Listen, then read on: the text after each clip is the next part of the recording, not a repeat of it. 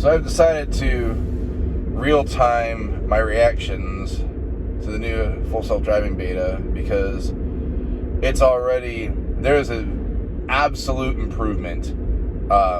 And this, I'm sorry for the camera view because that's the best I've got right now.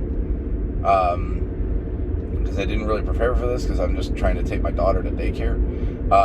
But through two turns that were always a little bit sketch on 10.12. Okay, well that's a weird slowdown there. Give them that. Two turns that were a bit sketch before. It handled them like a champ. And the biggest thing that I saw to start with is, so I have a left with a traffic light near my house that frequently I will not have the arrow on, so the car has to judge the oncoming traffic to make the left turn.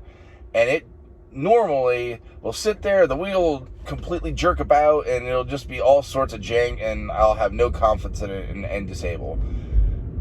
At least the first turn, it came to a nice stop, waited for the one car that was coming, made a beautiful left turn. So that was good. That was a huge improvement, and I hope that wasn't just a fluke. So we're gonna actually have another one of those coming up here in about 2 miles or so. But I gotta get there. So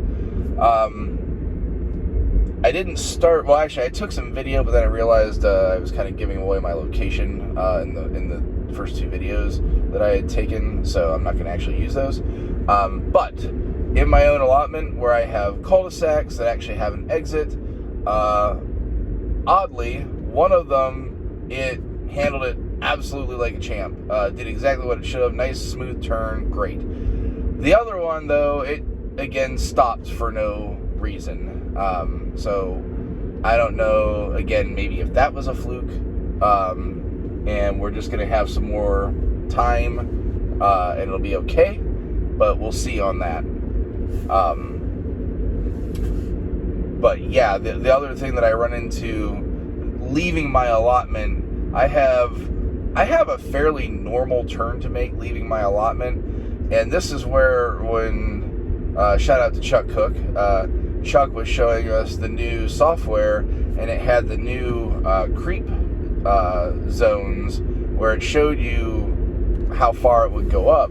I was hoping that would resolve that. And this morning, I didn't have a lot of traffic to avoid, so I didn't get really kind of a good test, but I did have, as I approached the intersection, there was one car going through. Car slowed down, creeped a little bit, and I'll tell you what, it made a much more assertive go, no-go decision, and it felt more human-like, like that hey, I looked to the left, I saw I had no traffic, and I went, and it put a little bit of juice behind the acceleration once it got onto the straight. One of the bigger problems I had been having is, man, this car thinks it's like on a racetrack or something. Like, it'll accelerate into the turn, like you're like really wanting to push the car sometimes. Never mind, my co-pilot in the back there decided she has an opinion on saying something too about full self-driving. But it was uncomfortable because, like, I mean, there was no need to kind of push it like that. But when I got on the straight, the car had straightened itself out, it gave a nice bit of acceleration like it should. Because I felt like a lot of times, like if I kind of had somebody behind me a little bit, like, not that I kind of cut somebody off, but like somebody rolls up behind me after making a good turn, like full self-driving would kind of take its sweet time to get up to speed. And it was another one of those situations where I would actually intervene by giving it a little bit of an accelerator nudge so that the people behind me wouldn't be annoyed by me going so slow. Alright, we're heading up to my turn here, and it looks like I'm probably going to get an arrow on this light, so it's not going to be a good test, sadly. But let's see how it gets into this turn lane, which never has been a problem anyway. I do wish, because it didn't signal to get into the turn lane, Now it's got its signal on to make the turn, which it absolutely should.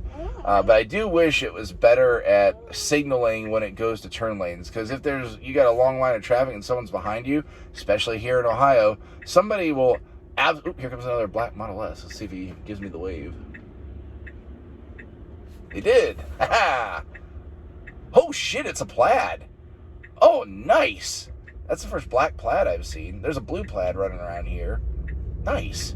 Good for you, sir. So I did get the arrow. And again, this has not been a problem when I get the arrow. So a nice smooth turn with the arrow. Off we go. No big deal. So this car, the navigation, I can't wait till they give us the navigation options. Because this route gives me it doesn't take the route that I would like to take to get to where I'm going. But today, since we just want to test this out, I'm just going to let it take it, and we're going to see where we go here. Actually, here's another oh, no, the school zone will not be enabled right now, so we can't on the way back, I'll be able to test that, though. That'll be interesting to see. Yeah, navigation to this daycare definitely takes some interesting decisions. Like, the route that I'm taking probably is the most direct route that it planned. However, it's also got it's a route that the roads are not the best. And so I like to take a different turn normally. But we're just going to let this thing go, because thus far in this...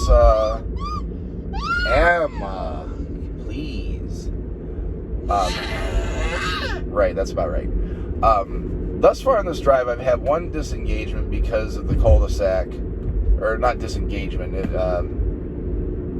it was intervention, because I had to give it the accelerator because it decided to stop at that cul-de-sac. I have to be careful to say interventions, not disengagements, because I have to... Not always do you have to disengage the system to take an action to make sure that somebody else isn't confused by the action the car is taking, which is exactly what I had to do with that cul-de-sac, because I had a car behind me there. So for those keeping score at home, that is a 3-point deduction for my full self-driving beta score algorithm. Alright, so we're going to go through this green light, which, again, child's play on that. We got 2 miles left to the daycare. We will have an interesting quick left and quick right situation where it's going to have to it's going to go from a 2-lane road to a 4-lane road with divider. Not divider, with turn lane in the middle, so 5 lanes total. And it's going to have to be in that far lane very fast, because there's maybe, if there is, 500 feet between where the one turn ends and where the next one needs to be made. Alright, so we're going to come through another light here. Oh, we're actually going to make this turn, okay. Actually, I would have made this turn too, so that makes sense. Nice clean right. Very, very, very human-like. I will be doing the same thing on the return trip from the daycare, because there is a challenging unprotected left coming out of the daycare on that same road that I just described, where it's 4 lanes with a center lane. And I will be very curious about 2 things. Firstly, whether or not it decides to take that center turn lane as a travel lane, because it's done that quite a few times in the past with 10-12-2. And whether or not the logic is fixed on the red lights on this road, because I have problems with the system detecting these red lights as blinking reds, rather than, it's going to take actually an earlier turn than I thought it was going to take. So this is actually not going to be as quick as I thought it was going to be. Alright. A little indecisive getting into this lane, but not bad. Alright, and it's going to be forced to make a lane change and then make a left, but historically that's not been an issue, even with 10-12-2. But we'll just see what she looks like. It's always an interesting new experience.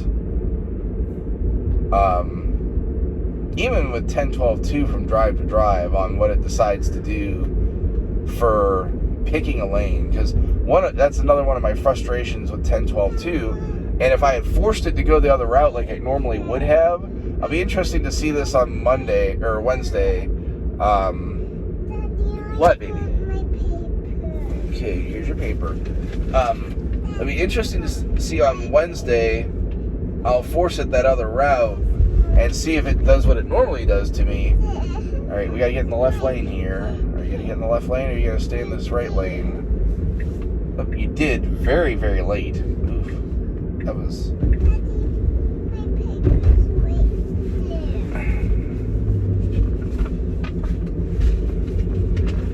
There you go. There's your paper. All right, so I'll make this left. So anyhow, before Emma had words back there, what it would do on this road that I'm about to turn on, it would decide that if I was already in the right lane, it wanted to travel in the left lane, which is super frustrating, because it means it forces it out of the lane that it needs to turn into, with no reason to do so, because we'll be traveling at normal speed limit speeds. And it'll get out of the lane that I need to make the right for. If I let it from the beginning stay in the left, it'll do what it just did back there and make a lane change kind of at the last possible second, and then do what it's supposed to do. Alright, so pretty good lane change, and then it's got to make another change, which it's going to. Alright, that is exactly what it should have done there. Did it by the letter of the law. And now we're going to make our final right here, which has not been a problem in the past either. Ooh, it took that thing real wide. And we're here. Okay. Not a bad first drive. One disengagement for a confusing act in my own allotment. But otherwise, pretty darn good. Stick with me. I'll be back with you for the return trip. And we park.